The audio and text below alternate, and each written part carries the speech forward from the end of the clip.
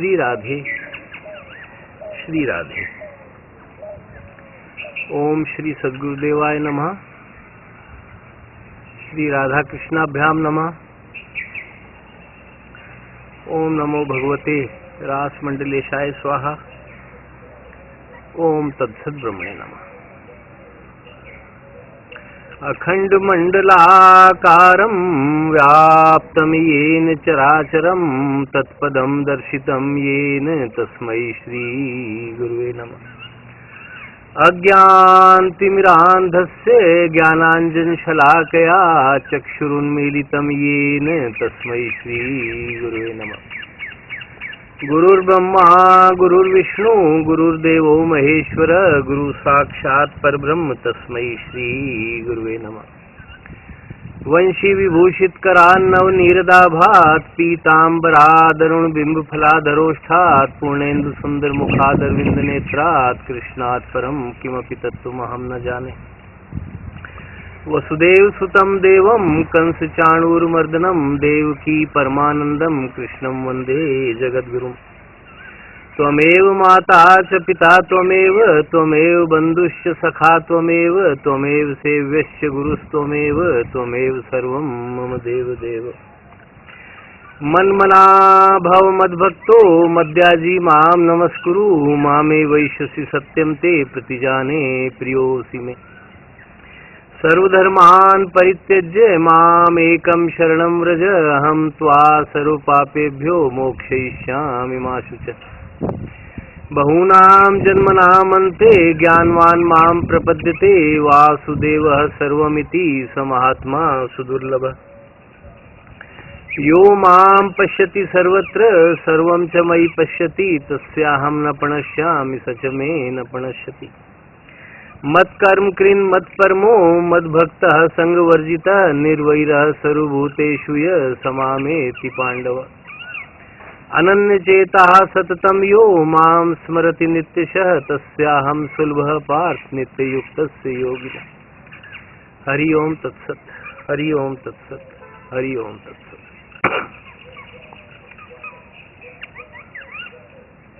आज की व्याख्यान माला का 12वां पुष्प भगवान के चरणों में अर्पित है। इसका विषय है स्त्री शक्ति, मातृशक्ति। ये बड़ा गंभीर विषय है। इसमें अच्छे अच्छे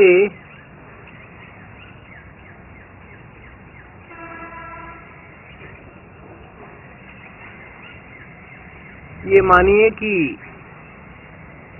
गलतफहमी में पड़ जाते हैं, पजल्ड हो जाते हैं, कंफ्यूज्ड हो जाते हैं। और स्वाभाविक भी है क्योंकि ये संसार समझ में नहीं आता है। ऐसा भी संतों ने कहा है कि जब तक शरीर में बल रहता है, यौवन रहता है, तब तक सद्बुद्धि नहीं आती। और जब सद्बुद्धि आती है तो शरीर क्षीण हो जाता है। तो ये बहुत ही महत्वपूर्ण विषय है कि स्त्री के बारे में खास तौर पर साधकों ने कुछ विपरीत विचार भी व्यक्त किए। कई बार बड़े बड़े सिद्ध महात्माओं के विचार भी इस प्रकार के देखे पढ़े जाते हैं। तो इस पर गहन चिंतन की आवश्यकता महसूस होती है।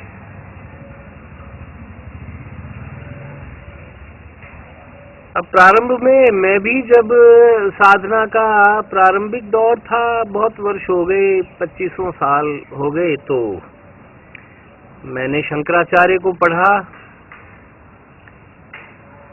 और अन्य संतों को पढ़ा, भर्तृहरि को भी पढ़ा, इन सबको नमन है। लेकिन वही बात है कि संतों की बातें जल्दी से समझ में नहीं आती हैं।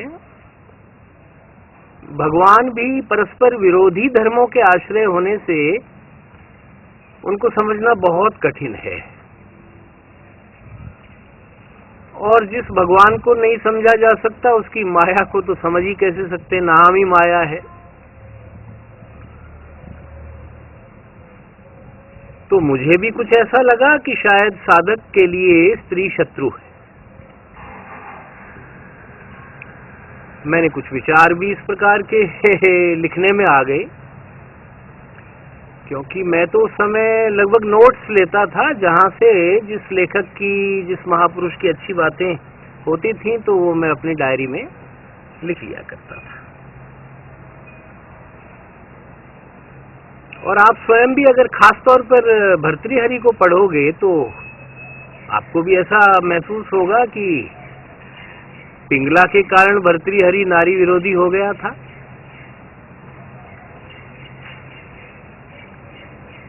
अब बाद में पता चला कि ये तो सब उनके गुरु गोरखनाथ जी की लीला थी। और गोरखनाथ जी स्वयं हर स्त्री को माई का संबोधन देते थे। अब ये भी अंतर्विरोध नजर आता है कि गुरु तो माता मान रहा है और शिष्य जो है वो स्त्री विरोधी हो रहा है।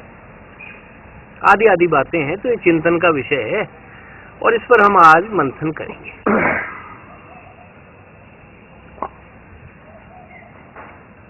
दरअसल क्या है कि आत्मा में तो कोई भेद नहीं है। आत्मा में तो बिल्कुल भी भेद नहीं है, पूर्ण अभेद है, पूर्ण अद्वैत है।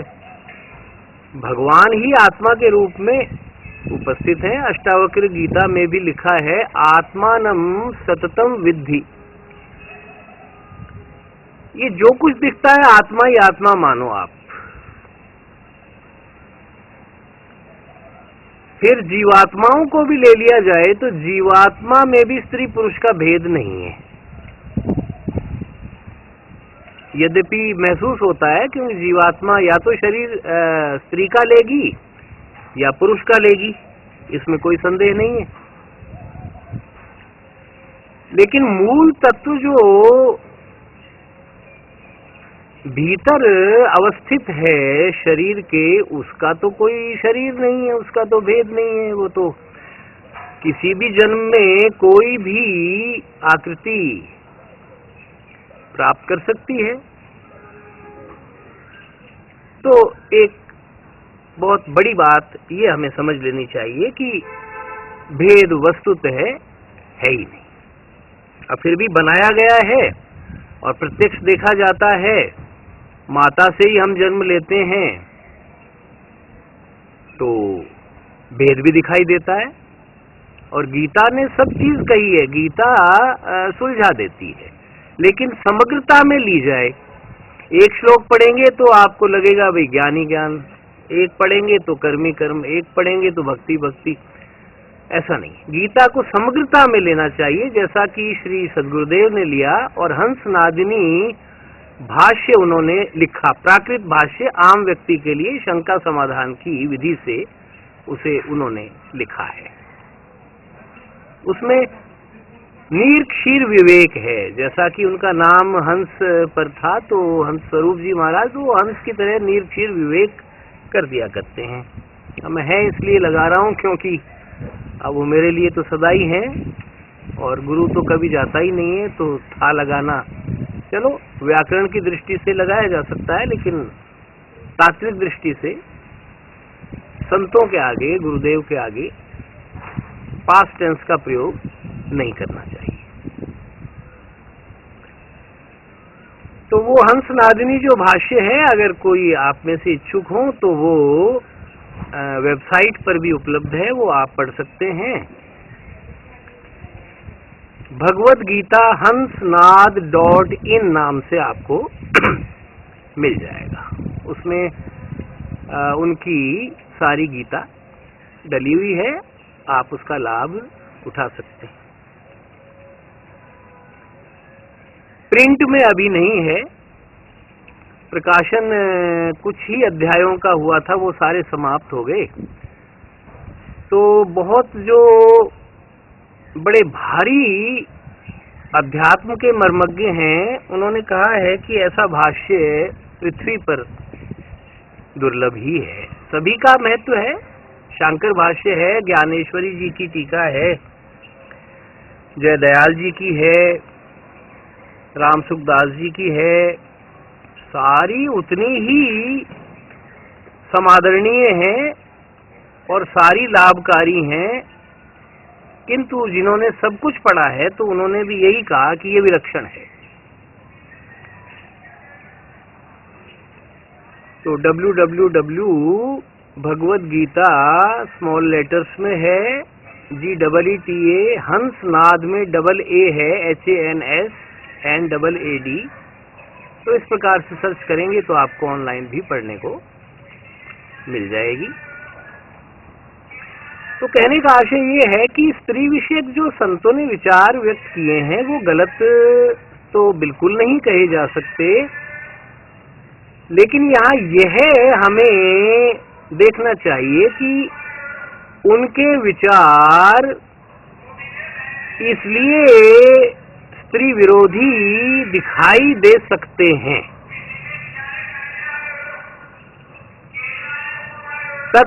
तो वो जो स्त्री विषयक विचार हैं वो भोगवादियों की दृष्टि से हैं, कहा गया है। अगर भोग दृष्टि से कोई पुरुष स्त्री का चिंतन करता है तो निश्चित रूप से वो तो साधना कर ही नहीं सकता, और प्रारंभ में इस प्रकार का वो साधना प्रारंभ करते ही सिद्ध हो जाएगा, ऐसा भी नहीं कहा जा सकता है। तो प्रारंभ में उसके विचार हो सकते हैं, किंतु बाद में बड़े बड़े ज्ञानी महात्माओं की दृष्टि भी बदली है, वो बदल देनी चाहिए और यह मानना चाहिए कि नारी बहुत बड़ी शक्ति है और ये ऐसी शक्ति है जो राधा जी का अंश ही है। हर पुरुष भगवान कृष्ण का अंश है, हर स्त्री राधा रानी की अंश है। भगवान सदा अपनी शक्ति के साथ रहते हैं, इसलिए उन्हें माया विशिष्ट ब्रह्म कहा जाता है। बिना माया के भगवान रहते ही नहीं। इस लोक में भी जो कुछ दिख रहा है वो तो माया है, तो उनकी एक शक्ति है। जीव भी उन्हीं की शक्ति है। परा और अपरा नाम से गीता में इसको व्यवहार में लाया गया है। तो अब ये जान लेना चाहिए कि यहाँ तो माया और मायापति के रूप में भगवान हैं, सृष्टि करते समय वही पुरुष और प्रकृति हैं, वही वैकुंठ और शिवलोक इत्यादि में महामाया है। मणिद्वीप में जगदम्बा, पराम्बा, पराशक्ति हैं, और गोलोक में वो राधिका रानी है, और साकेत में वो जानकी देवी हैं, रघुनाथ जी से अभिन्न है। सीताराम तो पहले सीता ही आता है, राधे श्याम पहले राधा जी का नाम आता है। इसी प्रकार से भवानी शंकर तो पहले भवानी का नाम आता है। तो कोई भेद नहीं है, लेकिन रूप अलग अलग हैं, तो भेद है भी। कभी बाद में इसकी चर्चा की जाएगी कि भेद भी है और नहीं भी है, क्योंकि गीता ही कह रही है कि असत की तो सत्ता ही नहीं। भेद तो हमें चौतरफा दिखाई दे रहा है, तो वो भी सत्य है, और अभेद भी सत्य है। अब इस उलझन में हमें नहीं पढ़ना है, इसको भी सुलझाया जाएगा। तो कहने का तात्पर्य यह हुआ कि स्त्री को सदा ही मातृशक्ति के रूप में देखकर नमन करना चाहिए, और साधक को तो सभी स्त्रियों को व्यवहार में भी जो अपने से बड़ी हों वो माता, अपने समकक्ष हों वो बहनें, अपने से छोटी हों वो पुत्री के रूप में देखना चाहिए।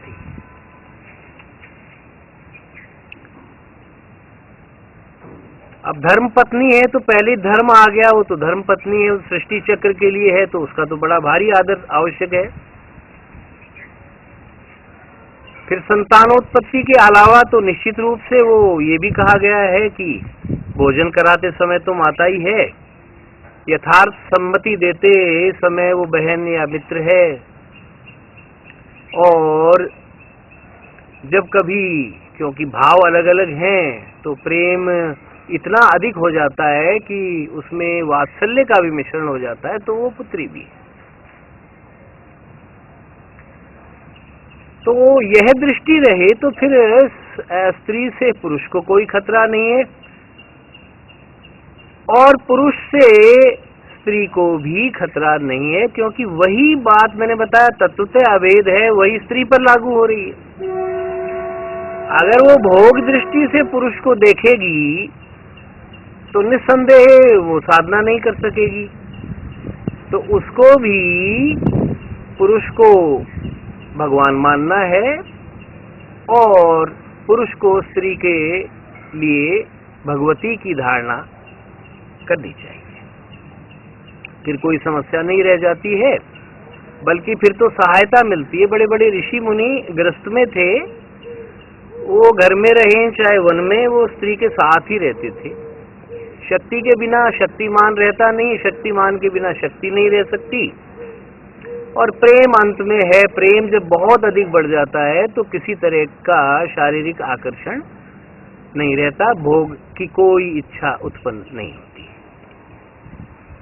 शंकराचार्य का एक प्रसंग सुनाता हूं। शंकराचार्य अद्वैतवादी थे, वो जहां भी जाते थे तो अद्वैत वाद का प्रचार किया करते थे। अब वो एक बार कश्मीर में गए तो प्रांतों के हिसाब से थोड़ी सी उपासना का भी भेद देखा जाता है। मैंने बताया वैसे तो कहीं भेद नहीं है, और हर जगह शंकराचार्य की कृपा से सब में समन्वय है। जहाँ शिव जी हैं वहाँ शक्ति भी हैं, वहाँ गणेश जी भी हैं बंधन काटने के लिए, वहाँ कार्तिकेय भी हैं, और वहाँ नंदीश्वर गोवंश भी है। तो अब वो भी भगवान शंकर के अवतार माने जाते हैं शंकराचार्य, तो उनको तो सभी साधकों को सच्चे मन से नमन करना चाहिए। लेकिन प्रारंभिक अवस्था में कई बार अपने मत का अधिक आग्रह हो जाता है, तो अद्वैत का आग्रह अधिक था। और कश्मीर, हिमाचल प्रदेश और बंगाल, यहाँ शक्ति पूजा का विशेष प्रचार रहा है, आज भी है, और बड़ी सुंदर बात है, क्योंकि शक्ति के बिना तो आप भक्ति भी नहीं कर सकते। हर कार्य के लिए शक्ति चाहिए। तो ये प्रांतों के हिसाब से है। तो अब वो कश्मीर गए तो वहाँ शाक्त मत का प्रचार था। अब वो चाहते थे, उस समय की बात है, बात की नहीं, क्योंकि महापुरुषों में भी परिवर्तन आता है, हर क्षण मनुष्य में परिवर्तन आता है, सिद्धावस्था तक परिवर्तन चलेगा। तो उन्होंने कहा भाई यहाँ शाक्त मत का खंडन करेंगे और अद्वैत का मंडन करेंगे, यानी लोगों को अद्वैतवाद की ओर मोड़ेंगे। बड़ी सुंदर बात थी, लेकिन अब मूल में कहीं खंडन था, वो भक्त के लिए उचित नहीं है। तो जब उन्हें भाषण देना था उसके पहले ही उनका स्वास्थ्य गिर गया, कुछ किन्हीं कारणों से पेट वगैरह खराब हो गया, तो बार बार जाना पड़ा और शरीर में शक्ति नहीं रही। आप जानते हैं कि अगर किसी को लूज मोशन हो जाए तो बहुत तेजी से शक्ति क्षय हो जाती है। अब शक्ति बिल्कुल न रही तो एक छोटी कोई लगभग 6 वर्ष की कन्या ने दर्शन दिए और कहा कि महाराज कैसे पधारना हुआ इस देश में, देश का मतलब प्रांत जो भी इस क्षेत्र में।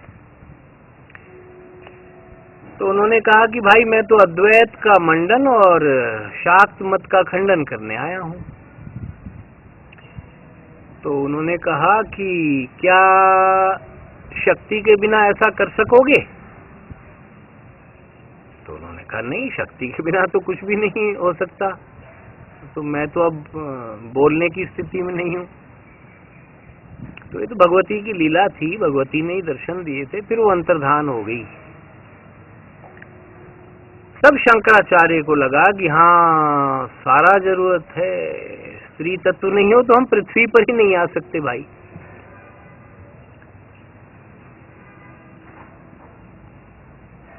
तो इसलिए स्त्री का आदर ज्यादा विशेष प्रकार से करना चाहिए, क्योंकि वो मातृशक्ति है। उसके बिना भगवान की ही सत्ता नहीं है, कहीं नहीं है।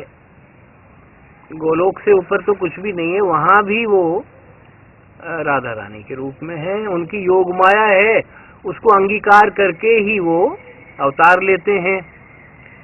तो वहां भी उनको शक्ति की आवश्यकता है, और ब्रह्मा रूप में जब वही सृष्टि करते हैं तो उनको माया की भी आवश्यकता है। तो इसलिए स्त्री का समादर करना चाहिए, प्रयास करना चाहिए कि कभी भी मन से स्त्री का अपमान न हो। पुरानी आदतें कैसी भी रही हो, भोगवादी लोग ही पैर की जूती समझते थे, उन्होंने अत्याचार किए तो अब उल्टा युग आ गया। तो कहने का आशय ये है कि दृष्टि का अंतर है। डोंगरे जी महाराज ने बहुत सुंदर कहा है कि सृष्टि तो नहीं बदल सकते, दृष्टि बदल लो, सृष्टि तो ऐसी रहेगी। अब आप कहोगे सारे तो कैसे सोच लेंगे? अरे भाई सारे बिल्कुल नहीं सोचेंगे, पक्की बात है, 100% है, नहीं सोच सकते, क्योंकि समय लगता है। हम भी ऐसे ही थे। अब क्या हम शिशु थे तो उस समय दौड़ सकते थे? तो 25 वर्ष के आयु तक तो हर स्त्री पुरुष को क्षमा कर देना चाहिए, उसके आचरण को भी सुधारने का यत्न तो बचपन से करना चाहिए। संस्कार तो पेट में ही मिल जाते हैं, माता जैसा सोचेगी तो गर्भस्थ शिशु पर भी वैसा असर पड़ता है। ये सब साइंटिफिक रिसर्चेस हो चुकी।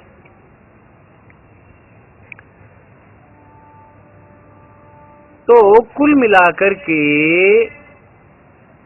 हर हाल में इस मातृशक्ति का पूरा सम्मान किया जाना चाहिए। 25 वर्ष तक तो हम सभी अपरिपक्व होते हैं, साधना भी ऐसा मानते हैं भाई 25 वर्ष तक तो करना, बहुत कृपा प्राप्त हो वो कर ले तो विलक्षण ही है। 25 से 50 तक ही साधना का काल माना गया है, क्योंकि 50 के बाद में आज के युग में तो खासतौर पर शरीर आपको विचलित करेगा और शरीर पर ज्यादा ध्यान भी देना पड़ेगा, भक्ति नहीं हो पाएगी। 25 से पहले मन स्थिर नहीं होता है, लेकिन कुछ विरले संत हैं जो जन्मजात ही होते हैं, तो उनकी चर्चा यहाँ नहीं की जा रही है। स्त्री संबंधी थोड़ा सा चिंतन हुआ, तो आप भी इन पर चिंतन कीजिए।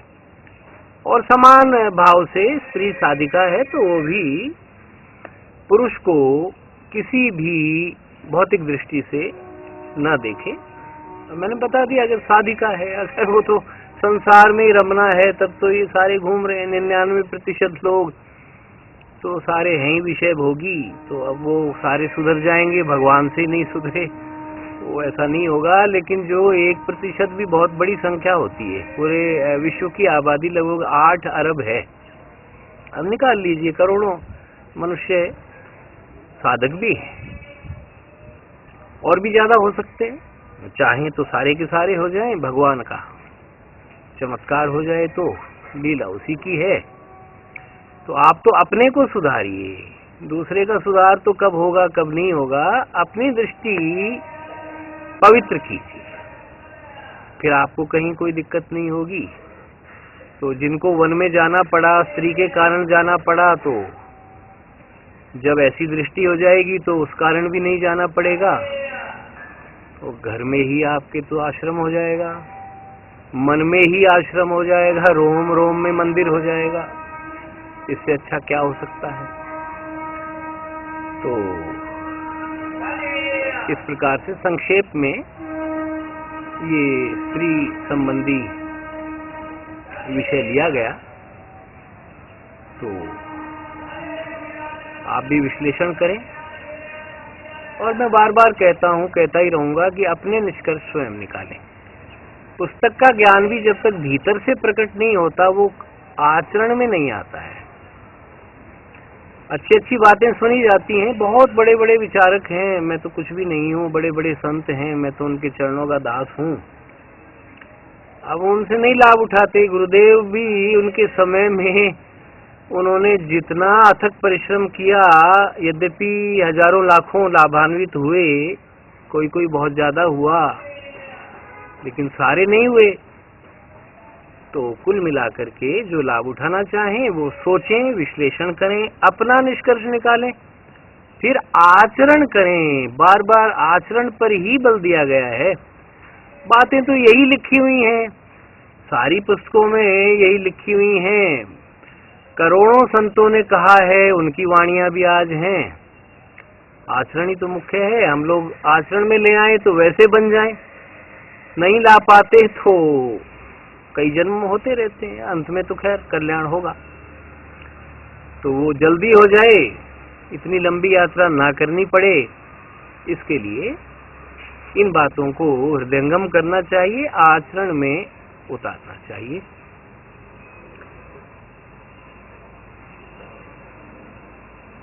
ओम सर्वे भवन्तु सुखिनः, सर्वे सन्तु निरामयाः, सर्वे भद्राणि पश्यन्तु, मा कश्चित् दुःखभाग् भवेत्। ओम शांति शांति शांति।